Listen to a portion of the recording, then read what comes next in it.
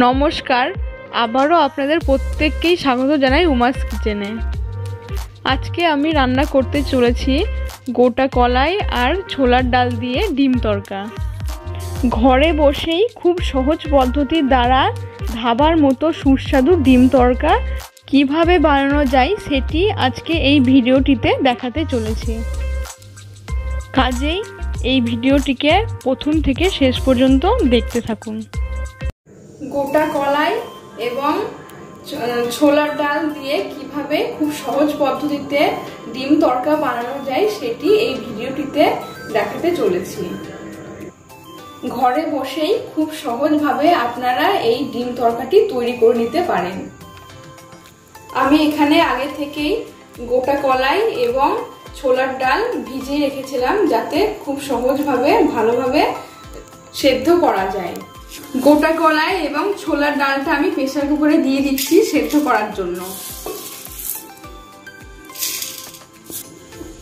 এবার আমি ছোলার ডালটা দিয়ে দিচ্ছি প্রেসার কুকারে। এবার প্রেসার কুকারে পরিমাণ মতো জল দিয়ে নিতে হবে। এখানে 2 বাটি জল দিয়ে দিলাম। এবার প্রেসার কুকারের ঢাকাটা লাগিয়ে দিচ্ছি।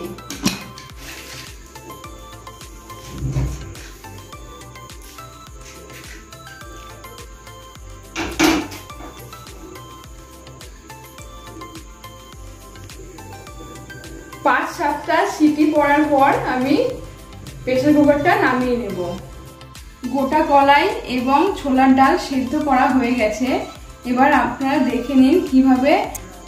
এবার এক নজরে দেখে নিন ডিম তড়কা তৈরি করার জন্য কি কি উপকরণ লাগবে। ডিম তড়কা তৈরি করার জন্য আমি যে সমস্ত উপকরণ নিয়েছি সেগুলো এক নজরে আপনারা দেখে নিন।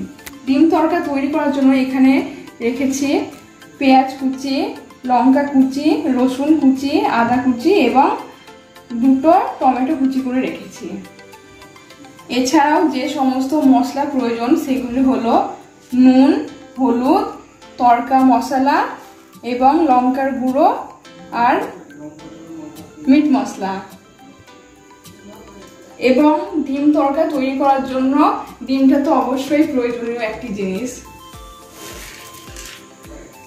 এবার আমি গ্যাসটা অন করে নিলাম। এবার কড়াইটা বসিয়ে দেব। কড়াইটা গরম হয়ে এলে তেলটা দিয়ে দেব। কড়াইটা গরম হয়ে গেছে, এবার আমি তেলটা দিয়ে নিলাম। ডিমটা ভালো করে ভেজে নেব, লাল লাল করে ডিমটা ভেজে নেব। এখানে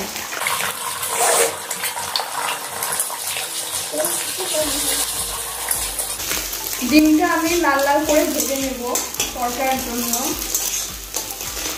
প্রিয় দর্শক, আপনারা অবশ্যই আমার চ্যানেলটিকে সাবস্ক্রাইব করুন এবং আমার পাশে থাকুন।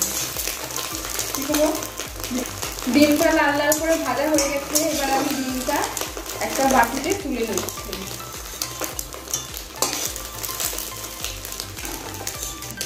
এবার আমি পেঁয়াজগুলো দিয়ে দিলাম। পেঁয়াজগুলো লাল লাল করে ভেজে নিতে হবে।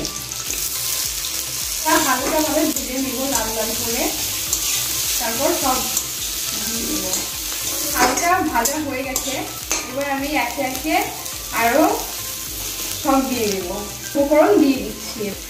আদা কুচিটা দিয়ে দিলাম,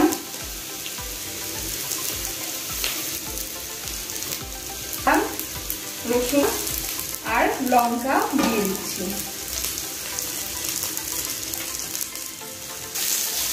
এবার সবকিছু একসঙ্গে লাল লাল করে ভেজে নিতে হবে। মশলাটা লাল লাল ভাজা হয়ে গেছে। এবার আমি টমেটোটা দিয়ে দেব। টমেটো কুচি পোড়াটা রেখেছিলাম দিয়ে দেব।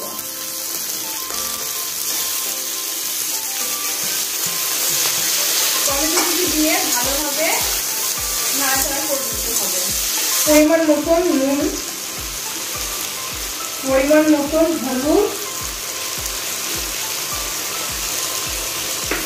এবং পরিমাণ মতন হালকা করে লঙ্কার গুঁড়ো দিয়ে দিচ্ছি।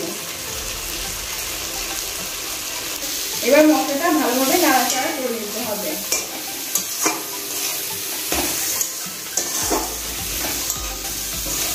এবার আমি ডিম ভাজাটা দিয়ে দিচ্ছি। ডিম ভাজাটা দিয়ে ভালোভাবে নাড়াচাড়া করে নিতে হবে। আপনারা ঘরে বসে খুব সহজে এই পদ্ধতিটা ফলো করে ঘরে ডিম তরকা রান্না করতে পারেন। মশলাটা কষানো হয়ে গিয়েছে, এবার আমি ছোলার ডাল আর কলাই সেদ্ধটা দিয়ে দেব।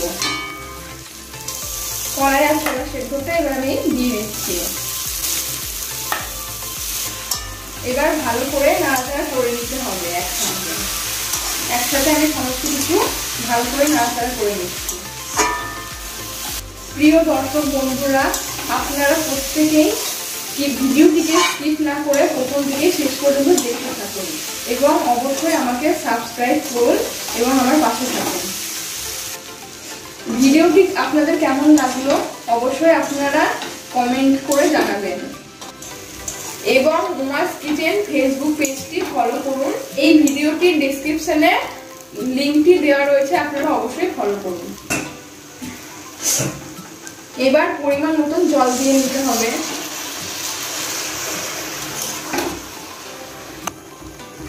এবার পরিমাণ মতো জল দেওয়া হয়ে গেছে। এবার আমি তরকাটা 2-4 মিনিট ঢেকে রাখবো। এবার আমি এখানে 2 চামচ মিট মশলা দিয়ে দিচ্ছি। 2 চামচ মিট মশলা দিয়ে দিলাম এবং 1 চামচ তড়কা মশলা দিয়ে দেব, যাতে তরকাটা সুস্বাদু হয় সেই জন্য আমি তড়কা মশলাটা দিয়ে দিলাম। এবার ভালো করে নাড়াচাড়া করে নিতে হবে। আমার তরকা রান্নাটা হয়ে এসছে। আপনাদের প্রত্যেককেই আমার ভিডিওটি প্রথম থেকে শেষ পর্যন্ত ধৈর্য সহকারে দেখার জন্য আপনাদের প্রত্যেককেই ধন্যবাদ জানাই।